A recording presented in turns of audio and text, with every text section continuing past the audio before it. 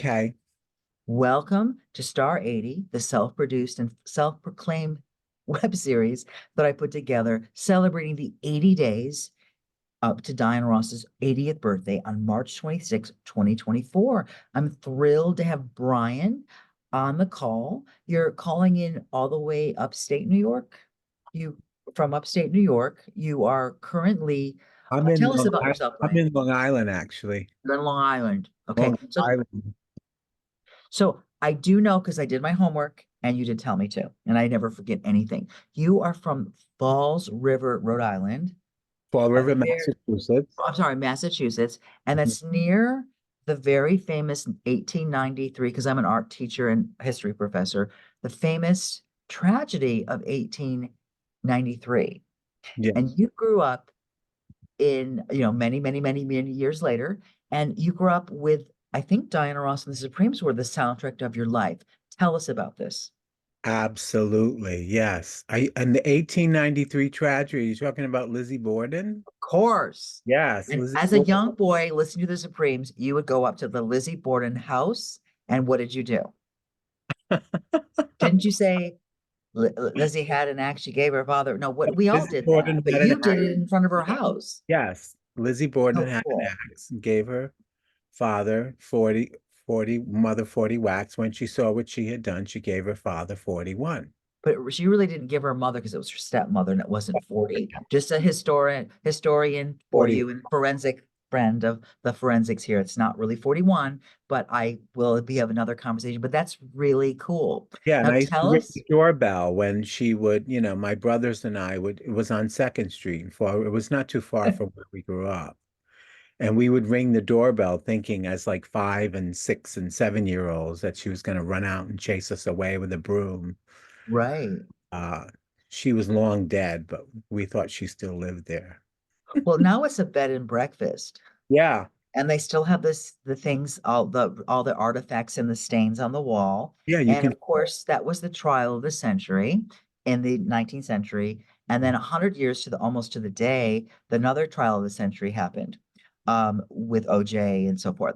So moving into our bombastic review, we're focusing on Star 80 and your love of Diana Ross and the Supreme. So when you were growing up in Falls River, you had an affinity for Diana Ross, and I know you told me this, but let's tell the listeners and the viewers, what was your first encounter with a Diana Ross or the Supremes record and your first show that you went to that I think your mother took you to? Yes, my mother took me to her soul for one of her first solo concerts at Monticello, uh, the Monticello Dinner Theater in Framingham, Massachusetts. Wow, so it was intimate. Yeah, it was very intimate. I was maybe like 500 feet away from her. Wow. Uh, and she had a ventriloquist, Willie Tyler and Lester. Wow. I met Willie Tyler and Lester once upon a time in Beverly Hills. Wow, so that was must have been a really cool opening act for Yeah, performing. and I mean, you probably know the date, but I tried to look it up. I didn't have a chance to look it up before we met, but you probably have the date. I want to say I was 14, so that might have been 1970. 70 she left, right? She She left left the Supremes officially one. 70, the year's 1970, January 14th, the farewell show was in the front of the I hotel. have the album here. Oh, bring it out, bring it out. Show us, show us. Oh wait, The original box set, the one of the first box sets of all time. Yeah, has a there it nice is. pictures inside. Ooh, yeah. Yes, yes, hiding by Portugal, my Portuguese roots. Wow. But, yeah, there it is, and it has the booklet inside, which is phenomenal in phenomenal shape. Yeah. And the lights embossed on the cover, it says farewell. You can feel Yeah, it. Yeah. farewell. And the Yeah, paper was really high quality paper. January Yeah, 14th, 1970. correct. And then So, she went on her own, and the and she Supremes went on it. continue with Jean Terrell.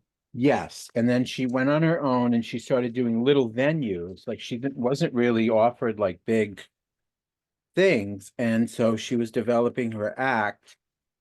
And my mom took me, and it was one of the most beautiful things my mother ever did for me in my entire life. Wow. And was it life-changing to see Diana Ross herself 500 feet away? It was an out of body experience. I just Did sat you there. faint?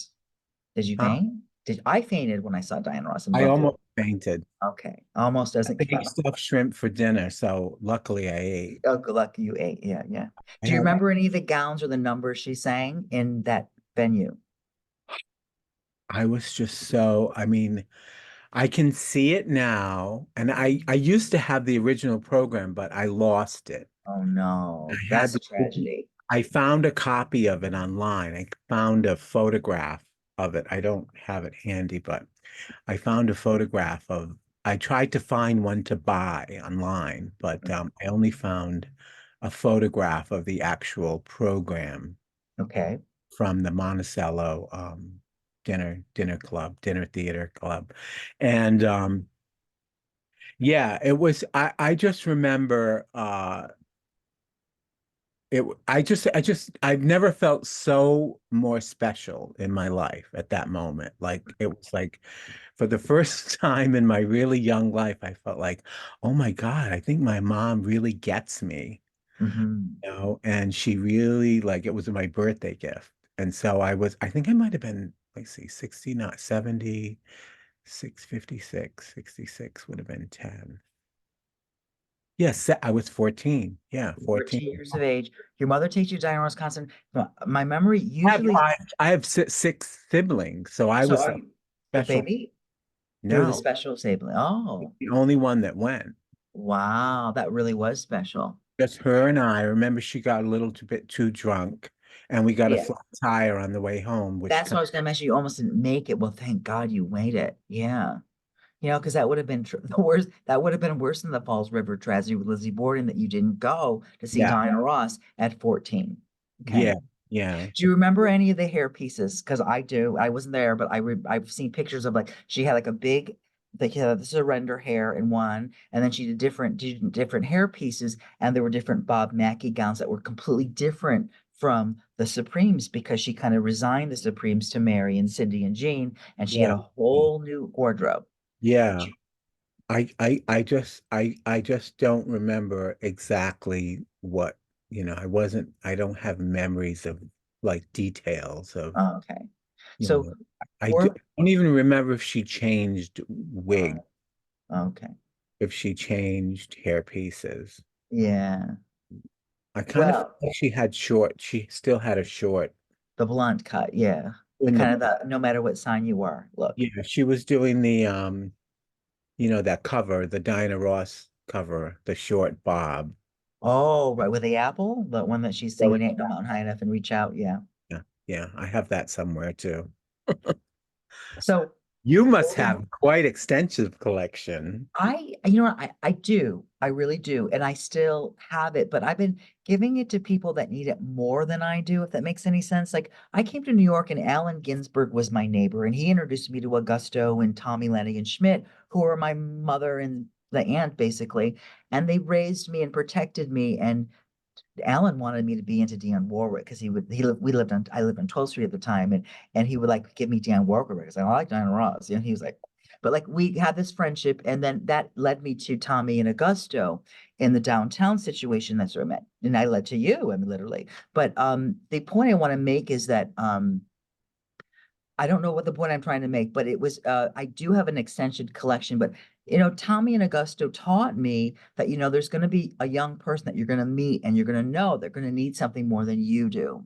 So Diana Ross is that for me, that she means so much to me, she means so much to you, but Me like too. there's younger people that I've gotten to know, and I just think they need the memorabilia more than I do. So I've been shipping it off and giving it to like a 16-year-old from, I think he's from Massachusetts, and a few other people along the way that I've met in New York, just because it's important to me, but I've got this really good memory and I don't really need to have everything anymore, but I still have a lot. I still have a lot. And I tend to make Diana Ross things now, and then I'm never happy, so I just make them again and Yeah, again and again and again. And yeah. I gave you the Diana Ross, I got a Smithsonian affiliate studio space, and I gave you with the Diana Ross at Have it. Yeah, Motel 25 with a fur, and it's a sage my doll. shelf, Yeah. my shelf. Oh, cool. I have It's all nice to know that it's on a shelf. I have Yeah. all these things around me that I love in my office, and this Oh, is neat. Thank you. one It's of the. nice to see her. I haven't seen her in so long. Oh, thank you. And of course, the message of this Diana Ross doll or any doll that I do is we're all the same inside and we all have a common humanity and we all really want to be a little Marlo Thomas for you, free to be you and me. So Yeah, you're quite you have quite an interesting story. I've read and listened to your book. I've read it and I also have it on audio tape. And the title of your book is tell our viewers what your book is called. And it's the called Transfigured. My I have that right here too. Transfigured. My journey from boy to girl to woman to man. And there you can find it almost anywhere. It is everywhere. It's distributed very well. What like love about you is that you give back to humanity. You're a performer, you're a socialist in that you're a social worker and a justice orientated human being. You've done so much in your life and you've seen so much in your life. First, like Diana Ross, a lot of firsts, and you're people first. And I like that about you. And Mm. I wanted to tell you that in person, but I'm telling you it virtually. And let's put the cards on the table. This is live and it's on Memorex. So it's on the record, baby. So we're Okay. going to go into the on the record questions. And of course, you answer them how you want to answer them. They're all designed to celebrate the days leading up to Diana Ross's 80th birthday. And the first star 80 question is the deep dive Diana Ross question. I know I've been interviewing people that have liked the Supremes, like, and they got into Diana Ross, or they like them equally both. So I want to make this a little open-ended to you for you. What Diana Ross or the Supremes, or Diana Ross and the Sublimes, which is really the Andantes, which were pretending to be the Supremes, or the Blackberries, but what Diana Ross song-ish resonates with you and why? Like what, like did it get you through something that you like didn't think you could get through in your life in any of the multiple just all the different struggles or challenges that we all have in our life? Was there a particular song that was like that? That's the song I need to hear over and over again, and it got you through something. You don't have to tell what it is, but like what Diana Ross song really like it just empowered you as a human being to be free to be you and me, and just free to be you. What was the song and why? And tell us why if you're comfortable. Yeah, it's so hard to pick one or two, Okay, but well, you can pick one or two. You could do but that. um it's, if I was going to pick a Supreme song, I did think about it this morning when I read your email. Yeah, there's just so many. The one that really particularly was helpful to me was Reflections, the Supreme song. Like whenever I hear that intro to that music, it's like, through the mirror of my mind, time after time. After time, I see reflections of you and me. It made me feel like as a queer kid, so included. And I could cry thinking about like how emotional, how important that influence, that early influence on me as a young queer kid was, Mhm. because I never felt seen. I never felt reflected in anything. And so I would just play that over and over and over again in my room. And um, she saved my life. I mean, there's a great, there was an actor, I think his name was James Lacine. He did that play, many one man show, many years ago. And the whole premise of the play was about how Diana, he would just listen to Diana Ross and the Supremes, and how she saved his life. And I remember seeing that play and I was like, damn, why didn't I write that play? Because that was my experience. She really saved my life. Well, you're writing it now in this kind of new age, kind of Yeah. Generation I mean, she X kind of really, conversation. Do you have, it's important that we're cementing this as yeah, we lead up to her birthday, that she saved your life yeah. and she saved the playwright's life. And there's the movie Trevor that came out that I Trevor. Right. swear it was my life, but it was your life. I mean, like in terms of like the 13-year-old in Yep. 1981 that's Yep. like watching Solid Gold and obsessed with Diana Ross, wants to be Diana Ross, but not really wants to be Diana Ross, and wants to take his life because his parents put him through conversion therapy. It's my story. It's my Yeah. turn. But Yeah. it wasn't my story. It's our story in our own special way. So, I mean, part of the I don't know what reagent, part of my reaction of doing this is I just want to keep doing this because I think it's kind of cathartic for all of us to just tell Diane, if she's ever watching, that we really needed her and need her. And it's kind of important to acknowledge and love people that helped you through something, even if you don't know them, because they're just people like you and me. And just being what you said about just feeling seen, that the song Reflections made you feel seen. It's a metaphor, and that you didn't see people like you on television or act like you. I recently somebody, I was telling my best friend Andy that people have been saying no to me and start eating. This is where the razor comes out. Now, where somebody wrote to me and said, I wanted to do the interview, but I heard your voice and I don't like it. It's not masculine, which is like, no, but I photograph very, different than I act and look and sound. And I was just kind of like, it was just so mean. It's just so Oh freaking my mean. God, But I that's mean, I have horrible. awareness of who I am. I know what I am. I know what I sound like. It's kind of like, when I was going into higher ed, somebody said, people, when you walk into the room, people don't want to hurt your feelings, but they think they can tell you're gay. I'm like, really? What a surprise. Oh, yeah, like I didn't know that. I mean, that's why my cars were keyed, and my car was keyed in high school, and I was shoved up against the locker. I mean, yeah, that's my experience. I think I know that by now, but like some people don't. I just think they're either blissfully unaware, or they have this privilege of being reflected in life, in the tapestry that we call life. So when a person that's a performer, a person of color, a person that's from a disenfranchised world is seen, it helps other people to be seen in their own way. And maybe we're making a statement by this conversation. So, question number one was, your answer was Reflections for the Supremes. Yeah. What is the song by Diana Ross solo Oh my that God. kind of, you That's know, but I really you can meditate. do a couple, you can say a couple. And the one that really, I mean, depending on what era you're talking about, but when she first went out solo with Reach Out and Touch, Mhm. I was like, that's the jam for me in her early solo career, Reach Out and Touch. When you see somebody who's down, remember their shoes fit your feet, and just the generosity of her spirit, which has been, she often gets a lot of shit for, you know, some of her off stage, sort of like, gossiped about antics. Her humanity of being Her human and humanity. being tired Yeah, of reaching but out and but touching when people. you Yeah. really look at her music and you look at the lyrics, I mean, they're pretty profound. Even her latest one, her last album, very generous of spirit and love each other and be kind and generous. And, as the same type of person myself, I could really relate to that. So I think, reach out and touch someone, was one would be my up there high on the list of Wow. Well, well, solo. thank you for saying that. I thought you were going to say, I'm going to make you love me.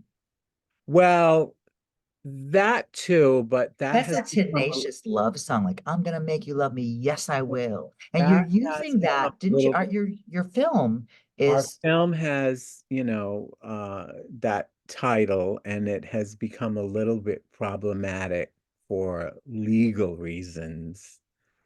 So you can that change to, I am going to make you love me, with that like might be the no my gonna and no I'm, just I am. Yeah, Going to make you love me. that would be LUV. my second choice, but Okay. You can put LUV like the Shangri-La's. When I say I'm in love, you best believe I'm in love, LUV, right? yeah. All right. I So used to sing that song in my act too. I bet you did. Yeah. Yeah. With Just the Michael, other day. you have to ask Michael Musto about that.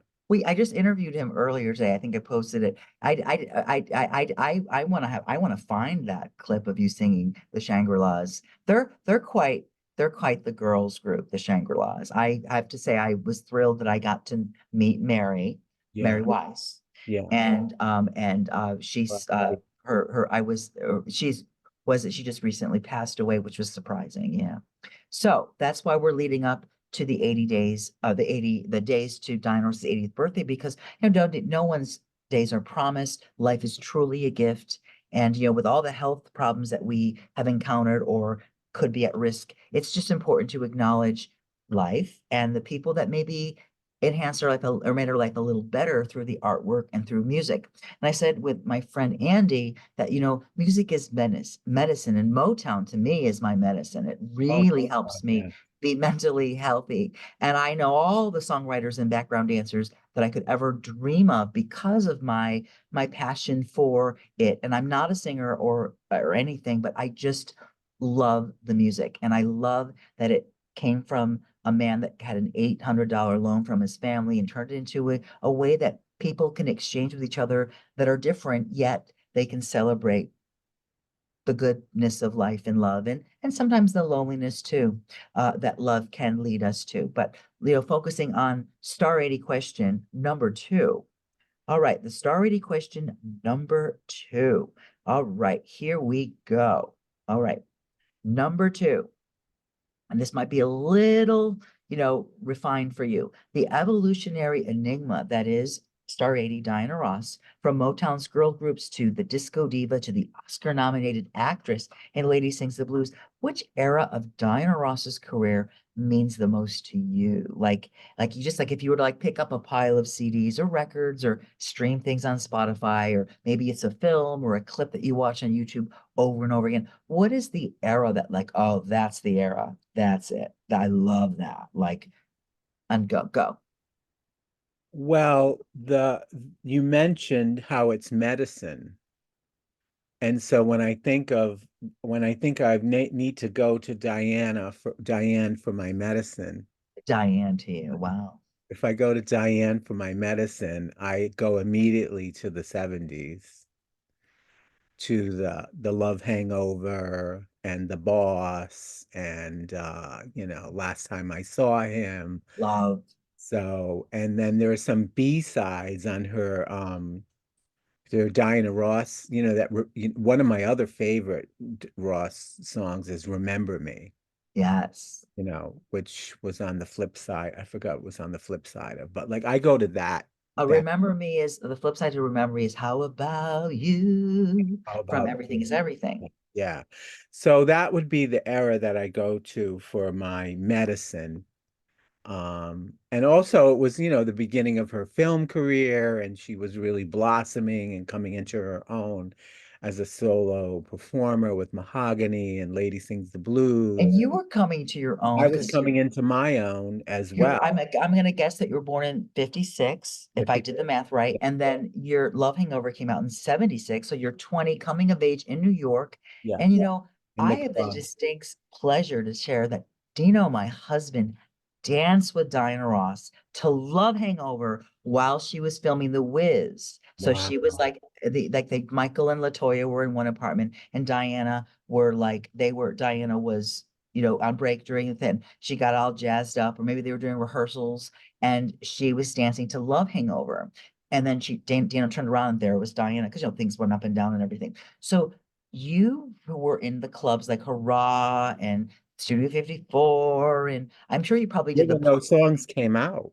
and those songs came out, but you also probably did the punk thing too when disco kind of phased out. You did the punk thing. So like or the new wave, what do you remember dancing to a Diana Ross record in a club like Hurrah or Studio Oh 54 my that was God. just like the ultimate like la inside? At Studio 54, dancing to like Love Hangover and the extended play, Oh, with the the famous, I forget who the famous DJ was. I want to guess it. It was DJ Danny Danny Tenant. something. And he had that, they show that because Pamela Sawyer's upset Yeah, because that Linda, I think it was Linda, no, Marilyn McLeod and Pamela Sawyer wrote Love Hangover. And in the Diana version that was released, even in the Diana Ross album from 76, they cut out the part where she says Love Hangover. Like, but in the DJ Danny, blah, blah, whatever his name is, yeah, they, sorry for Danny, but they actually have that where she goes, I look at a love hangover. I don't want to get over love hangover. Like that was part of the lyrics, but they chopped it in the radio edit as well as the final LP version. So yeah, that long version came out later. And of course, you remember dancing to it, which is cool. What's really cool is when lockdown came out, the lockdown came out like a new release. The new release, COVID-19. When lockdown came out in March 16th of 2020, Love Hangover 2020 was the number one song on the last number one song on the Billboard dance charts because all the clubs that as we knew them closed down. So it's interesting that song has had so many different versions and mixes and still is timeless with the youth of today or people. It always gets people moving. And so you remember dancing to Love Hangover. All right. yeah, So yeah. very cool. All And right. Of I'm coming out, and course. oh, I mean, there was nothing. I mean, Timothy, there was nothing in my life better than that experience. I mean, it was like to be in the moment of that pop culture uh contribution to Mhm. music, and to be in Studio 54 in the middle of the dance floor, sweating and like dancing and dancing and dancing to that music was unlike any other even Madonna doesn't even come close. Sorry. Well, Sorry. you're not gonna hurt my feelings. I was really Diana Ross positive when Yeah. Madonna was Madonna and so forth. So I'm always gonna be forever Diana Ross positive. Yeah. And to her tenacity, she also has endured a lot of career changes and highs and lows, but she keeps going and it shows because she's 80 years old Oh, she, ish. And she's the face of YSL. She's still on tour. I yeah. mean, and like, there's a couple of fans that have been posting pictures and like her knees are all like, their knees and they don't work as well as they used to. She got those little like things on them to like when you play tennis, when you've got tennis elbow, she has them on her knees and Yeah. she's still in those glorious gowns and she's still trucking, she's doing it. And it says a lot about someone that loves her craft, loves the live experience in her audience and it's just she's always loving, living, and giving. And so our next question is fashion and flair. Dinah's iconic style is undeniable. Which of her looks, from her gowns to her sequins, and even the simplicity ones, like where she's, her like the jeans and t-shirts or whatever. Um, what what what is the Diana Ross essential gown? Like I have this fantasy, and it's just a fantasy.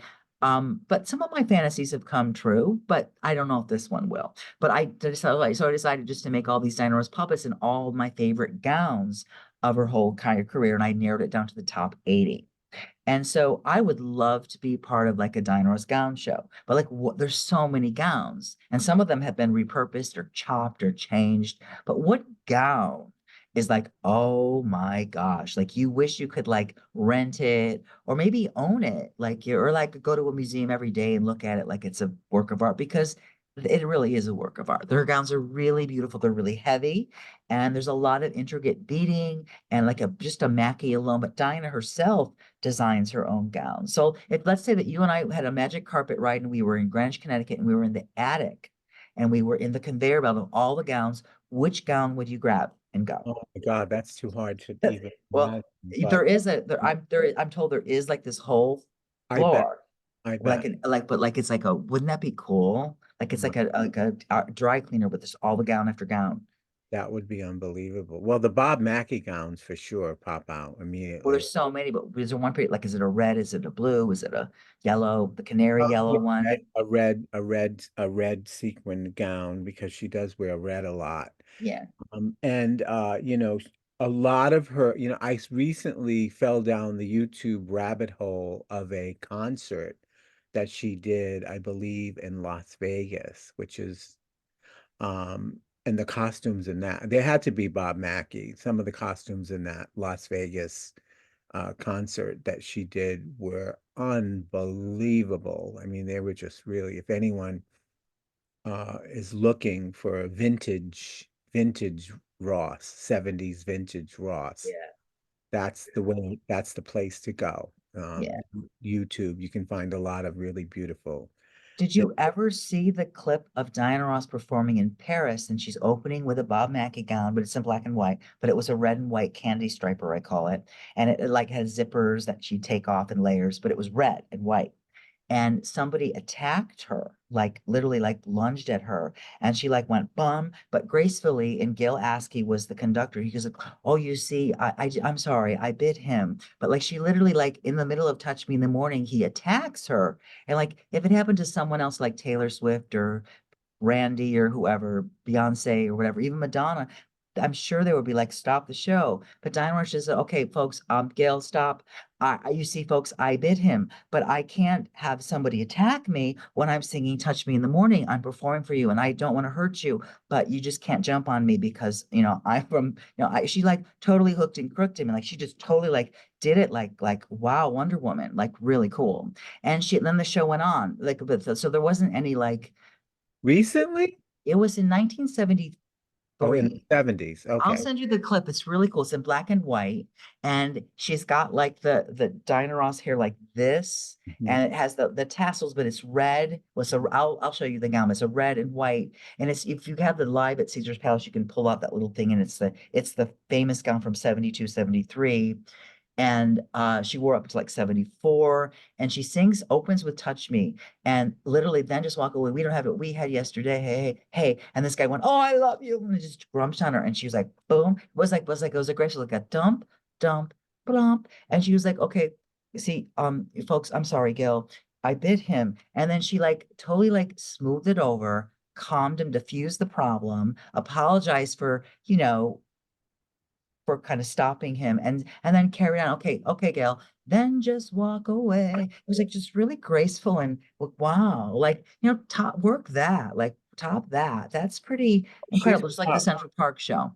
She's She's tough. tough, Yeah. but that's why we like her. I secretly You're I'm not gonna afraid of, I'm not so secret, but I'm afraid of everything, but it doesn't stop me from doing what I want to do. And when I saw Diana Ross, I was like, well, she's tough, but she's frail, yet she's tough. And so I kind of maybe identify, I don't know what it is, but I think we defined it earlier in this recording why we like Diana Ross. So, but Mhm. that moment is pretty cool in your, in this question. But what the gown that you like the most is the Bob Mackie gowns. You Yeah, just like the Bob Mackie. I would say Bob Mackie, Diana Ross, mid 70s. Solo 70s. Yeah.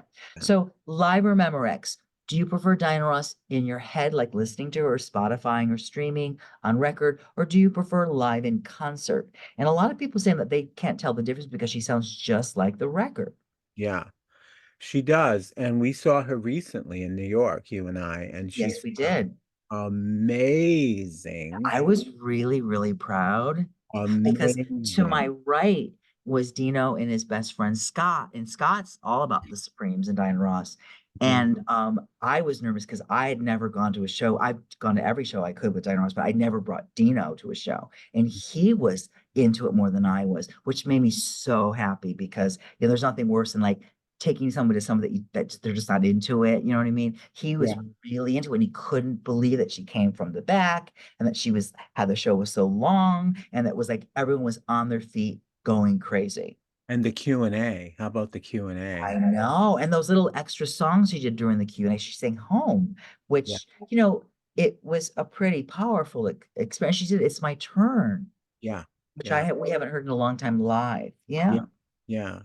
I guess I've seen her so many times live. I mean, it's just so thrilling Yeah. to see her live. I would have to probably go with the live Yeah. doc. Yeah, yeah. I mean, It is I an love interesting my experience. albums and my CDs and my SoundCloud and my, but to get to see her live is really a privilege. I was singing along with, I was that annoying concert goer last time. I was like up in my seat singing along with every song that she was doing. I only did it a few times when I was really close, but Yeah, normally I'm usually melting and like in awe because I yeah, can't believe that I'm in the same room as yeah, Diana Ross yeah. performing. And you think I'd get over it, but I just can't. I And never get it's so over much fun. It's so much fun. the And it letter. hurts no one. It hurts no one except for your credit rating. But it's fun. All right. So And I, number and then, five, and then, in that moment, I'm remembering like feeling like that 14-year-old kid. right. So I'm like transported back to this like time of like pure joy and love and it's just incredible to be able to I met Mary Wilson, but that might be for another question. I don't know if it falls. Oh, this is a merry free. Well, this is merrily as we You go. don't a No, Mary no, no. We could talk about Mary and the Supremes. I actually the next question is the unexpected gem. Like, there's a lot of deep cuts, there are a lot of B-sides, there are a lot of songs that could have been, should have been. And I'm not an A&R person, and I don't know if you have any artist and repertoire experience, but like there's certain songs that stand out. And with streaming today, a song like I Saw Mommy Kissing Santa Claus could be in the top 10 for two holiday seasons. And the surprise of the holiday season was Rocking Around the Christmas Tree by Little Miss Brenda. Dynamite herself went Brenda. into number one Yeah. after like 1,000 years after it was released. And when it was released, it was at number one on the pop chart. So, anything is possible with streaming and all that with that. So what in Diana Ross's career, what hidden gem do you think could like have a renaissance and like, you know, shoot to the top of the charts to this around the world? Like what song you think like, wow, if Eric Krupper mixed the kids would go crazy and so would the adults. Like what or anything, any particular song that you think that should have been the single and then life would have been different for that particular project or Well, what immediately pops out into my head is "You're All I Need to Get By." when she goes, when I was just a little And I girl, was just a little I girl. wanted the world at my I feet, at my wanted the world that at my little echo at my feet. Yeah. Yeah. I feet. always like that her version too. And it's so much better than Aretha's So different. 1977 cover, Yeah. but it went number one on the R&B chart. Because Aretha did a lot of covers, and I always thought that Diana's was far superior. And of course it came out first.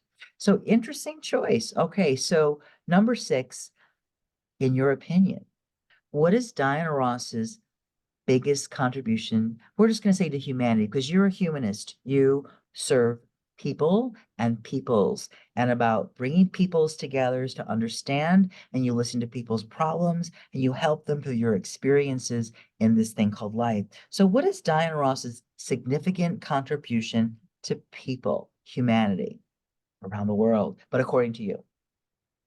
Well, her overall message of inclusion and of loving everyone and accepting others, and sort of the perseverance that she has displayed throughout her life, through all of the things that she had to, I mean, struggle with. Not to mention that she's been a vanguard we're talking about, if we want to go way back to like the beginning of her career, there were no, confident, black female singers that made such an impact. She really broke down a lot of barriers, you know, as a black woman. Correct. She was Well, she was a role model. She became a role model for, all the kids coming up today, like Beyonce and, well, you know, there wasn't a mold cast or a template. she She broke the mold. Yeah. Yeah. He Yeah, did. there's a Like, book that I would love to recommend you. It's called by Bettina L. Love, who is a Columbia professor, and it's called Punished for Dreaming. And her dissertation, if I could call it that in the book, is about like how uh traditionally the black woman is always the one that gets raked over, and we could go on and on and on and on and on in history about it. And like you talk about like Diana and like being the trailblazer, and yet she was sometimes in her career she was punished for dreaming, for longing and reaching and wanting to get to the top. And let's let you know, I love to remind people, because you know she went number one on Billboard's Hot 100 to 18 times, not including We Are the World. It's 19, but like as Diana Ross with a voice, and then you know multiple times on the R&B and the dance. But you know her movie Lady Sings the Blues was number one for 5 weeks in the box office, and it was a Motown production. And like that is really, you know, with a number one album too. And she did that before anyone, that the singer superstar movie star thing. It just was unheard of. And people like Diane Carroll were like, it's not going to work. It's not going to work. And people always have that glass ceiling that they're not going to break, because it's just not going to work. It's never happened before. And yeah, a lot of times we have that voice in our hearts or ourselves, that because we hear it over and over again from other people. And Diana Ross always was very positive. And even when people were diffusing or misusing their relationship or their memory of working with her, she always rose above it, and she said nothing that was negative, which I would find really hard as a always Taurus, as a positive. stubborn person. But Aries women are really Yeah. special. I'm Aries too. I know, I know, I know. Yeah. I know, So, I know, I know. I so know, I know that. That's why I said Aries. But she's always taken the high road, yeah, and to do that is really, really, in the public, it's really hard to do that. yeah, especially when, Always been an ambassador of love to me. yes. You always like this like amazing love and light. And there are stories, but we don't know if those stories are true. But what I take out of her is her just she's she's always been the type of person and artist and singer that wants to elevate. She wants to bring you She up. wants to pump us up, and maybe it's self, it's self, not effacing, but just self acknowledging that she also wants to puff herself up because no one else does. And you know that I was recently interviewed, and there was a I you know the guy asked me like, how did the sage doll come about, or did it happen overnight? And I said, no, it didn't. I had to like huff and puff and blow the houses down because no one was blowing it my way. So the point is that she has to huff and puff and make it work. And the golden dream just doesn't come to you. You have to make it happen. And her quotes are like, you have to be the leader of the pack, and you have to be responsible for your fortune and your misfortunes. And that's one of the things that I always loved about Diana coming up and still coming of age. And that like I just think she always takes accountability for the successes and the failures. That's what, Barry Gordy Jr., Mr. Gordy, to me, he really also takes failures as the same stride as he did his successes. And that's just a winner. Like, and I like that in humanity, when people take accountability, they mess up, they don't mess up, but they keep moving. All right, the final question, not Okay. really final question, but I think this is the seventh question in our questions. Star 80 Dream Duet. If you had a fantasy musical collaboration for Diana Ross, and you were the A&R person, you're the one that booked the studio, money was out of the question. It's like you've got digital, auto tune, no auto tune, choir, no choir, uh, living or deceased, artificial intelligence. Who would be the dream Diana Ross duet partner that you would produce? Well, I immediately thought of her and Beyonce, Really? but I had another concept in mind. Okay. Her 80th Star 80 tribute concert. Oh, Here's the lineup: oh, let's get it. Give it to me. Cher, Ooh, Barbara, ooh, Bet, oh, definitely Bet will come. Bet came for the Pat- 75th birthday. um, Patty, Patti LaBelle would come. Patty, Mariah, Jennifer Hudson. Yeah. I said Mariah. There's one other I'm forgetting. Well, Liza, well, Liza's not gonna. Liza might be able to come, but I don't know that she would be able to do a number. But that would be my dream, um, like to have like Like this a tribute. a tribute concert, like, an 80th tribute, like, VH1 or MTV. I was talking to Michael. We were at the Divas, a tribute to He Diana said, Ross 2000. Were you there? Were you with me yeah, at that the yeah, taping? with Mariah Carey. Yes, I was there. You I was knew it. there. I remember seeing you, but I was I was there not with Michael. mousy. Oh, really? Because I was a blonde at the time. I like was like a little pixie, and I cried when I got my VH1 tickets because there was a bid for the biggest Diana Ross fan, and I'm not the biggest Diana Ross fan, but I had enough credit to pretend to be the biggest Diana Ross fan because I paid like 2 grand to see Diana Ross at Divas Not Live, and that was the longest night like is it Blanche Baby Jane Hudson, The Longest Night. They were building a big build up that crap that Blanche that line from Baby Jane, but it was like the longest night, literally. It was like so long. But I do recall seeing, I know, I remember Michael on that. So you were with Michael at that show. Yeah, that was really fun. And Nile Rodgers was conducting it. And then there were a lot of interludes and all that. Yeah, that was a long concert. But we got to see But the imagine if we could have all our divas.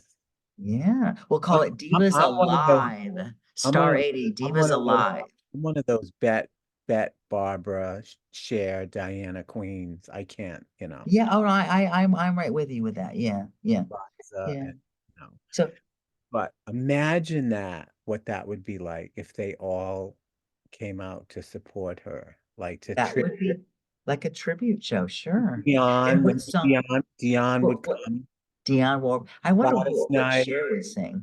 Gladys Knight, and I wonder what song. they could pick a song. Wow. Yeah, that was What cool. would they pick? That's I know because like Cher's voice, I would want to hear Cher sing Sleeping. Because like I have to say when I'm running, sometimes the songs just come to like the on your phone. They just put their own little robotic artificial intelligence DJ. And then I was listening to Half Breed or like those story songs like Dark Lady. And like there that was Sleep In was kind of like Angie Baby or The Nights Went Out in Georgia, where like it's a song about Johnny's been living. I could hear Cher singing Sleepin', but I don't think anyone would appreciate it but me, because it's like the weirdest single that Diana Ross ever released since Eaten Alive, maybe. You could even Sleeping. get Christina Aguilera and maybe Cyndi Lauper in that mix. Cindy would be fun. Yeah. Yeah. So do you prefer Diana dance or Diana the ballad singer? Oh God, I have to say dance. Yeah. As a besides Love Hangover and I'm Coming Out, is there a Diana Ross song in the 80s that you were like, oh my gosh, I love that song. You just jump up and down like an idiot, like I do. When you heard it on the like at like say I don't know the Palladium or something like during like the big 80s. Well, she did the remake of I Will Survive, which was kind of fun. Yeah. That was like So that was like a flashback to yeah, the 70s. to That the was olden days, yeah, the 70s, this disco it in the floors. 80s? It was in the 80s. It was 95. These It okay. would and it charted in 96 in America on the dance because it was an import in Europe and it went to 14 in the UK. And there was a really cool splashy video that had a lot of it had Deandra, and it had RuPaul and among other performers Oh, in we'll have the to get RuPaul to come to the tribute. Ru, if you're listening, Ru. make sure you clear your calendar for the Diana Ross Star 80 tribute The self-proposed and yes, self-produced at tribute. Radio City Music Hall or Carnegie Hall, whichever hall I is open. think it should be Carnegie Hall. Carnegie It'll be Hall. more intimate and the acoustics are better. And it could maybe be like a what do you call it? A hybrid between like the symphony and like electric. Could be really Silk Electric.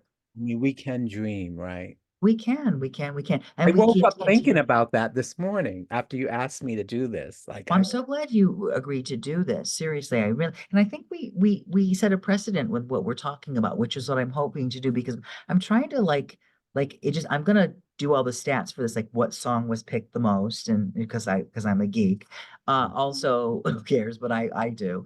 And but most importantly, like there's certain things that people are saying that are really surprising me, but it's helping the argument that Diana Ross really touches people's lives and diverse people's lives. I mean, I talk to people from Germany, different parts of the globe, South America, South Africa, and and there's different walks of life.